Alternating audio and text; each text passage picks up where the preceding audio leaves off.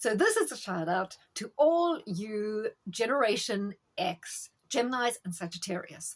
Because although Gemini and Sagittarius are generally very compatible as star signs, simply because they're both free-spirited, they have a sense of humor, they're extremely social, love life, enjoy variety, constantly looking for challenges, and sort of have shifting needs and a requirement for a versatile lifestyle and for a partner who doesn't sort of box them in and restrain them, but for a partner who's fairly chatty, intellectual, maybe looks at the bigger picture or analyzes things. There's so many reasons that Gemini and Sag come together, feel really cool around each other, and get on. But there's the but. If you guys are both Gen X, and I'm talking mainly people born, say, from 72, 73 through early 80s. I know 80s is going into millennials, but that's the kind of period that I'm talking about. This can be a nightmare, something that can end up in brokenheartedness, great disappointment, and sometimes you can be almost too wild together, in which you lead each other astray, lose your way, get into kind of even addictive behaviors together. Now, the reason is, from about 72, 73 through to the early 80s, Neptune was in Sagittarius.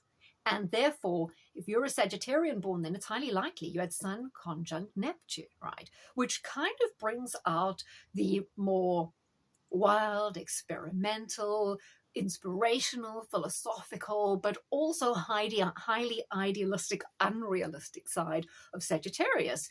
You could be a little bit of a wild child. You could feel that you could like to live a very unorthodox bohemian lifestyle. You could have constant changing identity where you're always experimenting with different things and you're never really wanting to settle down. And if you're a Gemini who's a Gen X in that sort of 70s period, you're likely going to have Sun opposite Neptune, which means that one of your parents didn't give you stability, and you carry around a great deal of insecurity and even maybe a self-doubt within you. So now you're going to be attracted to the Sagittarius, but they're not going to offer you all the kind of grounding, anchoring, and stability you want. Neither of you are able to anchor the other. Relationship can become, chaotic, very randomized, and yet there's so much hope here. But could it be false hope? It's almost like you want to believe in each other. You want to believe in the best in the relationship. You want to keep going despite the obstacles, but there may be constant separations, heartache. You may be like star-crossed lovers. Maybe it's a long-distance relationship and you're never able to kind of be in the same place at the same time. Or what else can happen with this relationship is it's an affair.